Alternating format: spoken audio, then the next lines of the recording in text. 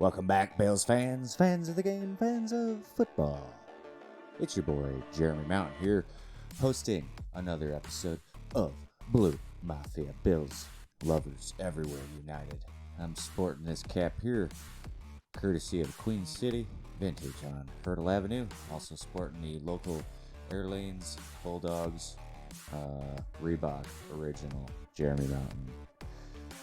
Because last night, I was able to embark on a football journey in Western New York. I'm going to tell you about that.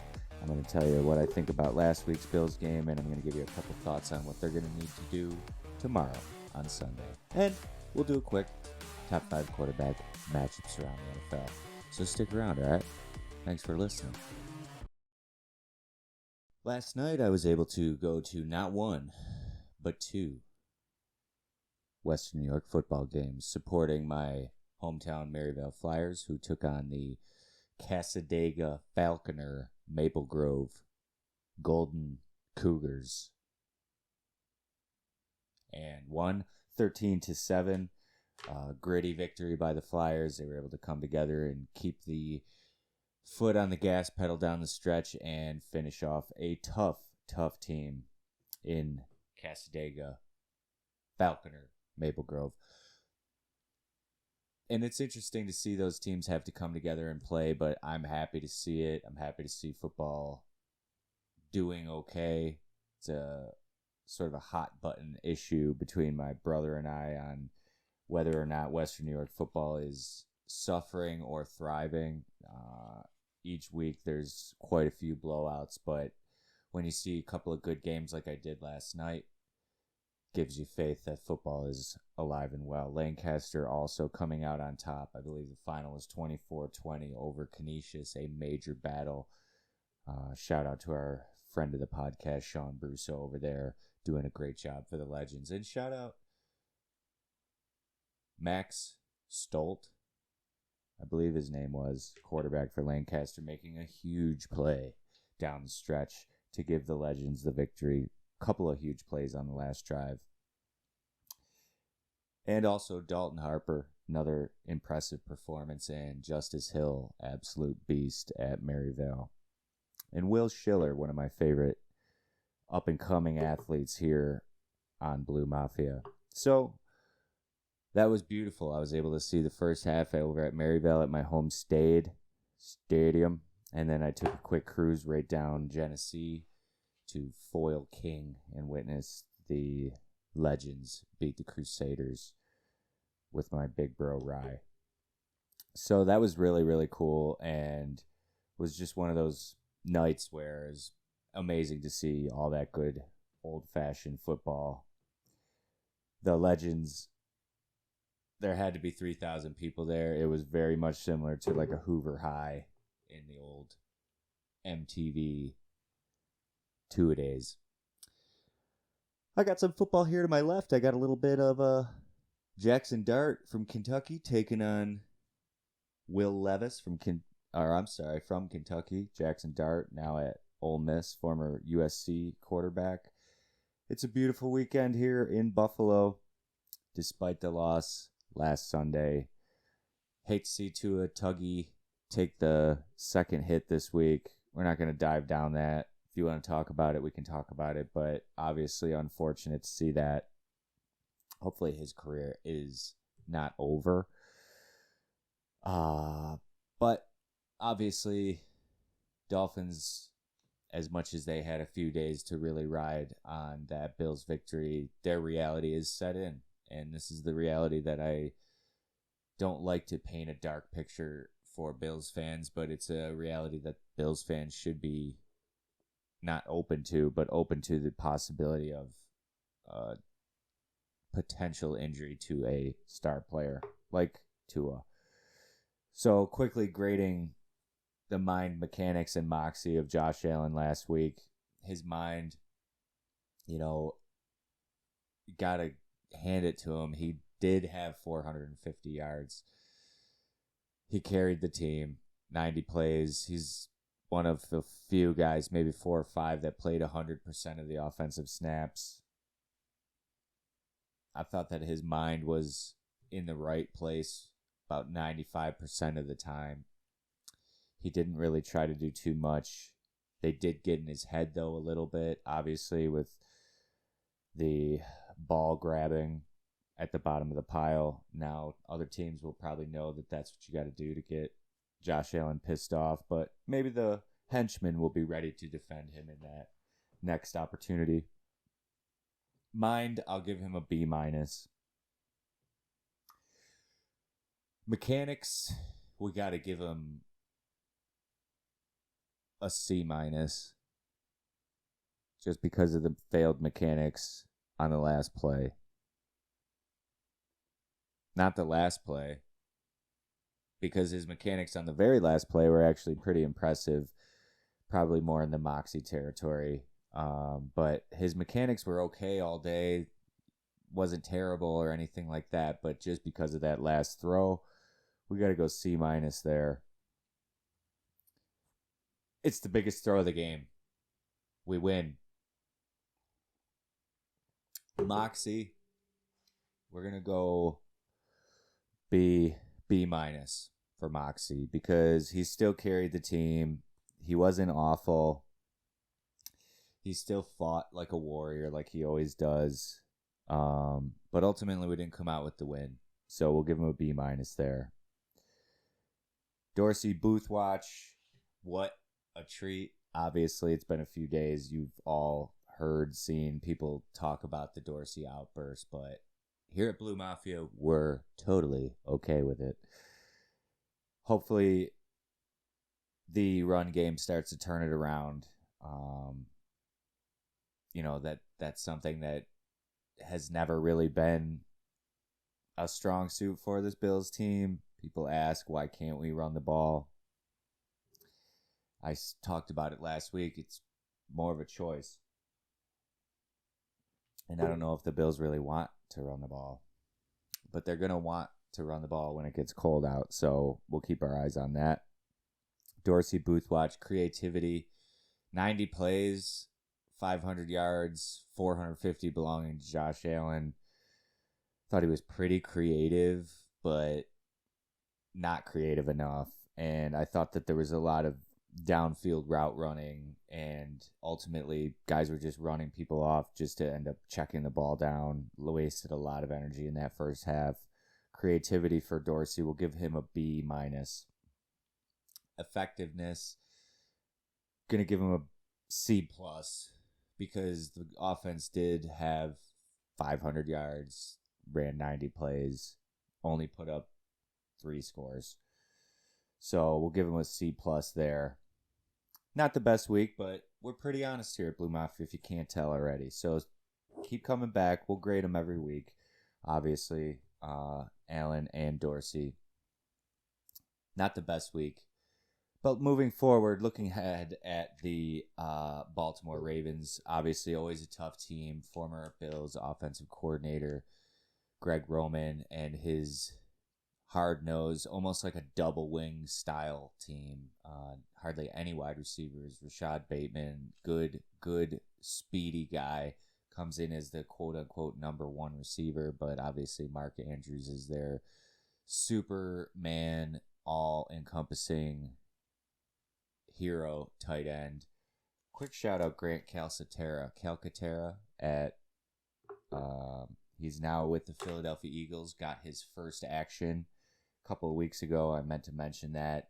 Just a true warrior. Retired from the game at Oklahoma. Played with Mark Andrews at Oklahoma with Baker. Ended up retiring due to concussions. Comes back to SMU. Now he is in the league in Philadelphia. But Mark Andrews, all-encompassing warrior. Good matchup this week for Tremaine Edmunds. That's number 1 here is this is a Tremaine Edmunds week. What's Tremaine Edmunds going to do this week? Matt Milano has proven that he's a very, very, very valuable person to keep around. And I don't know what's going to happen with the salary cap, if it's going to continue to go up, be able to pay more people. But at this point, who do you rather keep, Milano or Edmunds at some point, if it's only one of them? This is a big week for Edmunds because he matches up well with both the elite athlete that is Lamar Jackson and also having to guard a guy like Mark Andrews. J.K. Dobbins coming back. Gus Edwards sort of coming back, I think. They're still riddled with injuries. And the Ravens' defensive backfield, number 2 here, they're kind of banged up. You're going to keep hearing people say this isn't the Ravens defense that you once remember, but that Kyle Hamilton, I believe his name is, but the large safety out of Notre Dame, he's huge. He looks like a Great Dane out there. He is an incredible football player, and he's going to be around for a long time once he figures out the game. What's Edmunds and Milano going to do to stop Lamar? Obviously, he is the number one reason why you lose if you lose to this team. So what are they going to do to stop him? There's a lot of respect that they obviously have for him, but it's going to be interesting to see how the Bills team responds. That's number 3 here, response. How do you respond? How do you respond to getting embarrassed? How do you respond to being under condition? Do you just describe that as that heat in Miami, or do you dig a little bit deeper this week in practice? Unfortunate to see Gabe Davis may not play again, I believe. Maybe he came back too early. He didn't look that effective last week. He looked a little bit slow. How does this team respond? Like to see a little bit more Khalil Shakir and Teen Wolf, Judd Apatow, Judd Nelson, Greg Kumro, but he was, I think, banged up too. Is anybody going to play this week? Who's going to be the guy to step up and respond and lead this team once again, other than Josh Allen? Von Town, not a huge game last week. I don't know what the Dolphins did as far as protection goes, but they seem to focus a lot on Von Miller.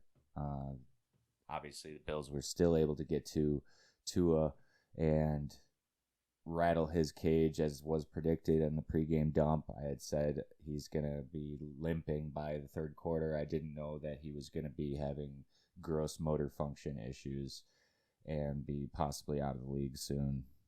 Really unfortunate, but he played his tail off, and I hate to say it, but the Bills didn't deserve to win last week. So how are they going to respond this week? Will they have respect for the game and come back with a vengeance? Or will they think it's just going to happen because they got Von Miller? That's it. That's all I got. I wasn't extremely happy with the outcome last week. Ravens, good team. We could be 2-2. Jordan Phillips is out. Obviously, Micah Hyde's not coming back until next year, so forget about that. Get used to seeing Jaquan Johnson and DeMar Hamlin. Hopefully Poyer returns, but time to get your real fanhood ready. We'll see how Bills Mafia handles the next couple weeks, because it ain't getting any easier. Chiefs, Packers, Jets, all kinds of tests in the beginning of this year. So stick around. I'll give you the top 5 quarterback matchups around the week, and I'll give you my final prediction on the morning of game day tomorrow on the pregame dump. Thanks for listening. It's Bleumafia. Because of the implication. I know, because of the implication. Why aren't you understanding this? I got your top 5 quarterback matchups of the week here with huge implications. Potential implications, current implications, future implications. Playoff. Impies. Geno versus Goff. Geno Smith. I said it. I said it in the very, very beginning. Are we going to see a rekindling of Geno Smith? Don't forget, he got his jaw broken in the locker room in New York. Nobody seems to talk about that. It's like he paid everybody not to talk about that. But a couple guys, Geno and Goff, coming back on the horse, not having fear, leading their men, being professional quarterbacks. I'm happy for both of them. Geno looks pretty good. He's all of a sudden a top 10 fantasy quarterback. Keep your eye on him. He's got weapons. He's got a fun coach. He's got freedom. Are they a potential playoff team? Are the Detroit Lions, a potential playoff team? I'm going to be watching that game, Geno versus Goff. Next one, a couple of Oklahoma boys, Baker, Kyler. Kyler heading to Carolina to take on the Carolina Panthers. Couple shorties. We got some really weird matchups this week. My next one is going to be your choice. You're going to have to pick number 3, but Kyler heading to Bakertown. This is getting a little questionable with the Baker act and also with the Kyler act. Both guys really, really confident guys. Both guys with young coaches, college schemes, athletes around them, freedom to play as they wish. Baker a little bit more reserved, obviously less athletic than Kyler, but that one's going to be fun.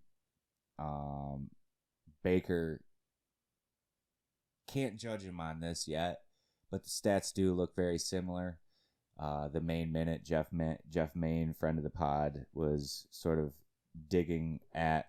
looking forward at Kyler's numbers, sort of just, extrapolating for the rest of the season. And it's too early for me to judge Baker. He could still definitely become a Chase Daniel style backup, but I don't think he wants to do that. And I think he still may throw for, 3,000, 3,500 yards, especially if he gets hot. But Kyler, we'll see if he can last the year. Not a huge fan, but I do root for him just because he's a little guy and he is pretty fun to watch. He's like a little bobblehead out there. So this one, the battle for the whitest quarterback of the week matchup. White bread week. Carson Wentz versus Cooper Rush. Tell me in the comments who you're going to be watching in the whitest quarterback of the week. Triple threat. Carson Wentz versus Cooper Rush. Andy Dalton in London Town. Foggy London Town taking on Kirk Cousins. Or Ryan Tannehill versus Matt Ryan. Battle of the Ryans. That one's got to be, I don't know, because you got Cooper Rush and Carson Wentz. Couple guys just sitting in the deer blind, chewing on some jerky that they made together. Kirk and Dalton just walking around, spitting out biblical chapters. A northern general and a southern general just going over their favorite Bible chapters, born again. And then you got Ryan Tannehill and Matt Ryan, both guys just wondering, how much longer do we got? Tell me in the comments which one you're going to be watching. But Chiefs Bucks Super Bowl rematch. I'm back on rooting against Brady as a player, but as a human being, I'm sort of rooting for Tom Brady. Keep fighting, Tom, but get some new spikes. I don't even know if I'm going to end up watching that one because I'm going to be so sick of just hearing the announcers vomit all over themselves talking about Mahomes and Brady. But we have one more good one, and that is the Philadelphia Eagles, Jalen Hurts hosting the new look Doug Peterson visor Jacksonville Jaguars. Trevor Lawrence, a guy. Go figure. This guy can play quarterback. Top West Coast quarterback, Jesus, Sunshine, Elite 11, multiple championship appearances, Heisman finalist. Apparently, Trevor Lawrence can play quarterback. Go figure. It's going to be interesting to see if Jalen Hurts can continue this production and to see if the Eagles can continue to be this good. I'll give you a quick pick. I only went 1-4 last week. I think that brings me to... I'm like one game over 500. I'm going to have to double check. Well, let's see. Let's see. 1, 2, 3, 4, 4. I think I was 3-2, 3-2, 6-4, 1, 4, 7.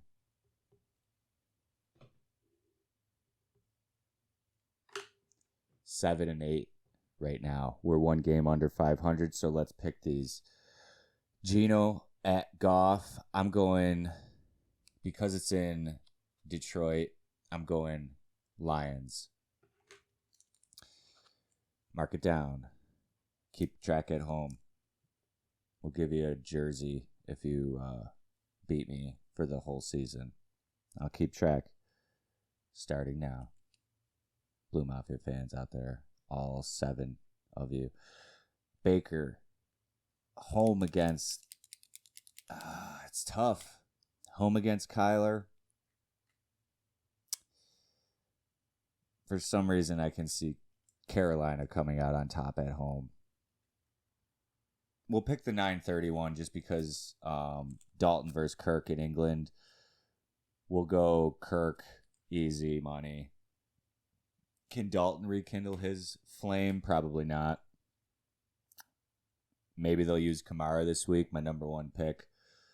Chiefs, Bucks. I'm going Chiefs. Eagles, Jags. I'm going Eagles. So there you go. We'll see how we do. Good thing we're not betting. Have a good week, guys. Go Bills. Because of the implication. I know, because of the implication. Why aren't you understanding? I don't.